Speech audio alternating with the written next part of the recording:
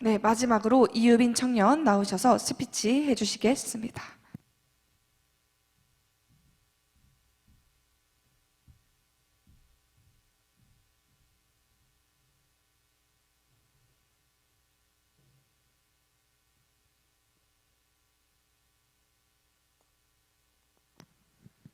자,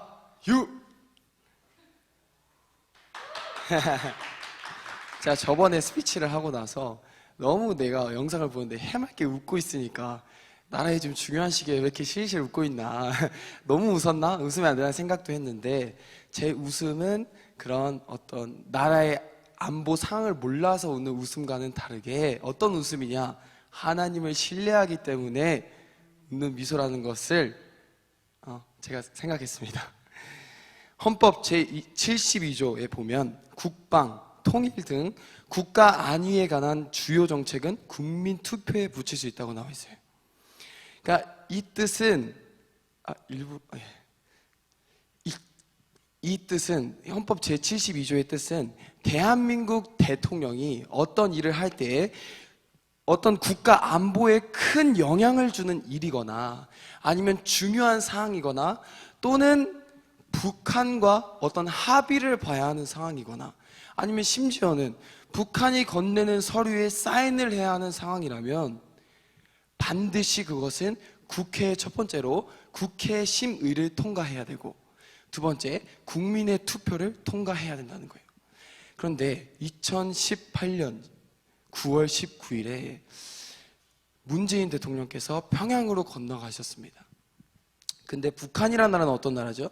지금도 미사일을 몇십 발씩 발사하고 한반도를 적화시키겠다는 야욕을 현저하게 드러내고 있는 나라예요.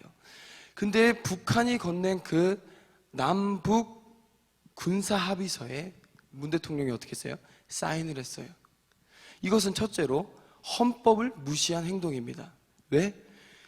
국회의 심의를 통과하지 않고 국민의 투표를 통과하지 않고 자기 주도적으로 그것을 사인했기 때문이에요. 두 번째, 더 충격적인 것은 그 남북 군사 합의서 안의 내용이에요. 이 내용을 보면 그냥 북한식으로 통일을 하자, 북한으로 가자, 북한 체제로 가자라는 내용인데 어떤 내용이냐면 지금 현재 남한을 지켜주고 있는 미군이 그 위에서 비행기가 이렇게 싹 돌면서 북한을 감시하고 있어요. 근데 그 북한을 감시할 수 있는 경계선이 있는데 그 경계선을 줄이자라는 내용에 들어있어요. 근데 그 내용을 문 대통령이 사인을 했다는 거예요. 이것은 북한의 지도자가 해야 할 일이지 남한의 대통령이 해서는 절대로 안 되는 일인 것입니다. 2018년 평창 동계올림픽 개회식에서 문 대통령이 말씀하신 연설문을 보면 기가 막혀요. 어떤 말을 했냐? 간첩 신영복 선생을 내가 가장 존경하는 사상가라고 얘기를 했단 말이에요. 북한 간첩인 사람을 내가 가장 존경하는 사람이라고. 한번 생각해 볼까요? 내 친구가 갑자기 주변에 있는 친구가 나는 북한 간첩을 너무너무 존경해. 그럼 그 친구 뭐예요? 간첩이에요. 근데 학교 친구가 그래도 얘는 피해야 돼요. 이 친구랑 같이 있으면 위험해요. 왜? 간첩이니까. 근데 심지어 그런 사람이 학교 선생님이라면 어떨까요? 얘들아, 내가 가장 존경하는 사람은 북한의 간첩 신영복이란다. 그 학교는 가면 안 되죠. 그 학교는 문 닫아야죠. 근데 이 나라의 대통령이 제가 가장 존경하는 사람은 북한의 간첩 신영복입니다. 우와. 따라해볼까요? 우와. 말고는 할 말도 없어요. 할렐루야. 그런데도 정말 안타까운 것은 무엇이냐면 이렇게 눈에 보이게 나라의 대통령이 얘기를 하는데도 국민들은 어때요? 잠자고 있다는 것입니다. 이게 제일 안타까운 사실이에요. 그리하여 우리는 무엇을 해야 될까요? 자유마을 천만 조직을 해야 하는 것입니다. 그래서 이것을 제가 배우면서 역사와 정치를 배우면서 나아가다 보면 뭐가 끓기 시작해요? 피와 열정이 끓기 시작해요. 내가 무엇을 할 수 있을까? 우와, 내가 이 나라를 위해서 무엇을 할 수 있을까? 무엇을 해야 될까요? 저희도 천만 서명 그 종이를 들고 하루 종일 서명을 받으면서 돌아다니고 뛰어다니고 집회 쫓아다니면서 정광호 목사님 사랑합니다, 맞습니다. 과연 그것이 청년들의 역할일까? 제가 한번 생각을 해봤어요. 지금 하나님께서 또는 양준호 목사님, 김은하 목사님께서 우리에게 바라시는 건 무엇? 그렇다면 우리가 무엇을 해야 할까? 그것을 제가 김은하 목사님의 말씀을 들으면서 응답을 받았는데 이 세 가지로 청년분들께 나눠드리고자 합니다. 우리의 시즌에 해야 할 것 세 가지. 첫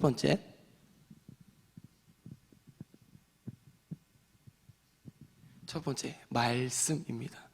왜냐? 성경에 쓰임받는 모든 사람들은 어때요?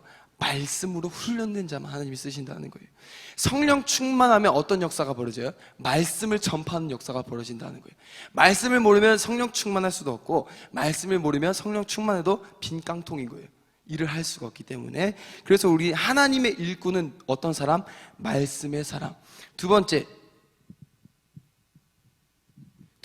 기도. 예수 그리스도께서 이렇게 말씀하셨어요. 기도 외에는 어떠한 유도 나가지 않는단다. 기도 외에는 어떠한 능력도 나가지 않는다는 거예요.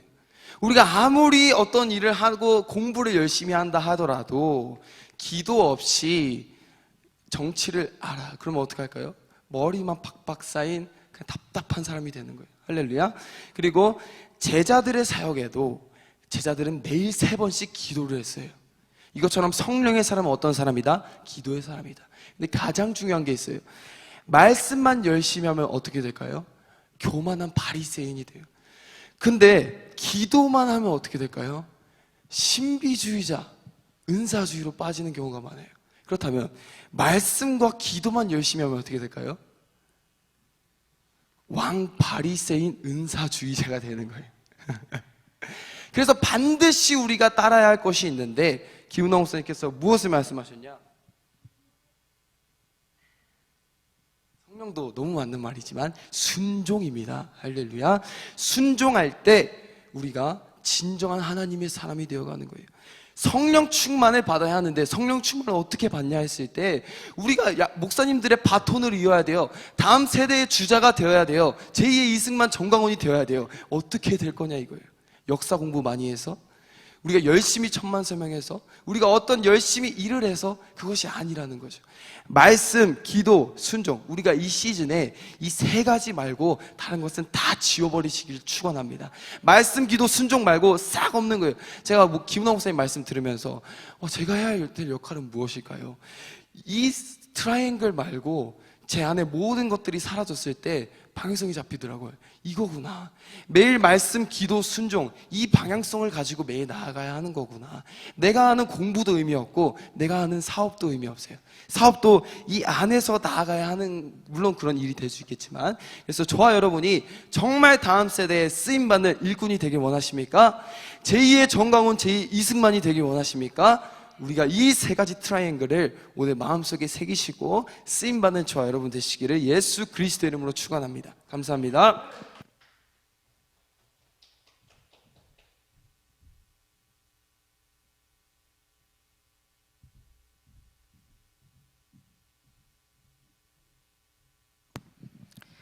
네, 저희 마지막으로 스피치 해주신 이유빈 청년과 이 모든 시간을 허락하신 또 이 모든 지혜와 은사를 허락하신 하나님께 저희 마지막으로 영광의 박수 올려드리도록 하겠습니다.